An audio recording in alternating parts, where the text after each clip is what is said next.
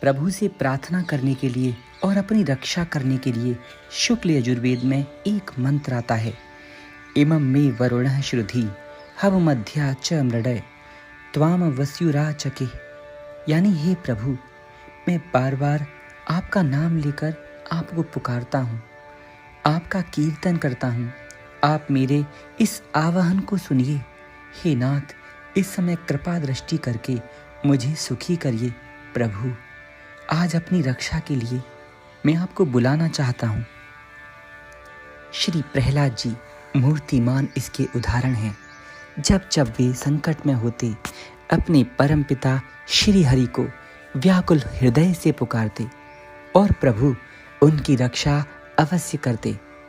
क्या आपको याद है जब गज और ग्राह का भयंकर युद्ध पानी के अंदर हो रहा था? गज और ग्राह लड़े जल भीतर। ग्राह थक गए थे लड़ते लड़ते।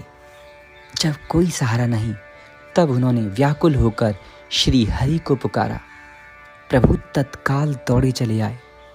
भगवान की रक्षा करने की गति इतनी तेज थी कि जब तक गरुड़ पंख फड़फड़ाते, प्रभु का एक कदम उनके ऊपर और दूसरा कदम पृथ्वी पर रख चुका था। समझिए, इतने व्याकुल होते हैं भगवान भक्त की रक्षा करने के लिए। लेकिन कुछ लोग कहेंगे कि ये तो सतयुग की बातें हैं। चलिए आगे आइए। द्वापर युग में जब द्रौपदी सभा के बीच में निर्वस्त्र की जा रही थीं, दुशासन, जिसमें हजारों हाथियों का बल था, बुरी तरह उनको लज्जित कर रहा था। सारे कौरव हंस रहे थे और एक बेचारी स्त्री, जो सिर्फ प्रभु की तरफ ही दृष्टि थी जिसकी। द्रौपदी पहले तो अपना बल देख रही थीं, लेकिन जब उन्हें लगा कि इस दुशासन की आगे उनकी नहीं चल पाएगी, उन्होंने दोनों हाथ छोड़कर श्री हरि को पुकारा, श्री कृष्ण कृष्ण महायोगिन वासुदेवम शरणम मम।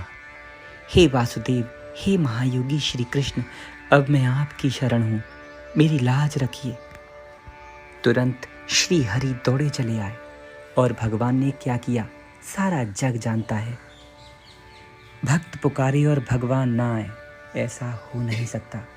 अगर ऐसा कहीं है तो आपकी श्रद्धा और प्रेम उतनी पुष्ट नहीं है। धीरे धीरे उसे बढ़ाइए, उनकी लीलाओं को सुनिए, उनके गुणों का गायन करिए। वेद उनको पुकारते हैं, उनके नामों को जाप करने की आज्ञा देते हैं। कलयुग में प्रभु के परम भक्तों में से एक स्वामी नामदेव जी इतने दयालु थे कि इनके सामने से यदि कोई मछुआरे मछली लेकर निकलते तो सारी मछलियां खरीद लेते और उन्हें ले जाकर वापस तालाब में छोड़ आते। बेचारे प्रभु के भोले भक्त, मछुआरे की भी आमदनी रहती और मछलियों के प्राण भी। ऐसा वे तब तक करते जब तक उनके पास धन होता, और जब धन ना होता तो प्रार्थना करते। प्रभु कोई ना कोई लीला करके उन्हें बचा लेते थे।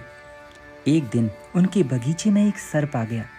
उनकी पत्नी वहीं थी। वो तेज चिल्लाई, बचाओ बचाओ, सर्प आ गया है, कोई लाठी लेकर आओ। नामदेव जी आए, लेकिन खाली हाथ। बोले, अरे ये जंगल का सांप है, ये कभी किसी को थोड़ी हानि पहुंचाएगा। क्योंकि जो प्रभु के प्रेम में लीन हो, उनके हाथ से हिंसा हो ही नहीं सकती। नामदेव जी बोले, ये तो मन का सर्प है जो मनुष्यों को मारे डालता है। इच्छाएं ही सांपिनी हैं जो हर समय मारती हैं। सांप से डर नहीं, इच्छाओं से डरो। इसके बाद वे सर्प से बोले, हे महाराज, आपको देखकर लोग डर रहे हैं। आपका ये रूप बड़ा डरावना है। कृपा करके आप जहाँ से आए हैं वहीं पधारिए। सचमुच वो नाग नामदेव जी की इस प्रार्थना से चुपचाप बाहर निकल गया और जंगल में चला गया। प्रार्थना की ये शक्ति एक बार में नहीं आती, लेकिन जैसे जैसे आपका भगवान पर विश्वास बढ़ेगा, प्रभु छोटी छोटी लीलाओं के माध्यम से उसको और पुष्ट करेंगे। और एक दिन ऐसा आएगा कि आप हर समय भगवान में लीन रहेंगे। फिर जो चाहेंगे, जो कहेंगे, भगवान वही वही करने लगेंगे। जय श्री हरि।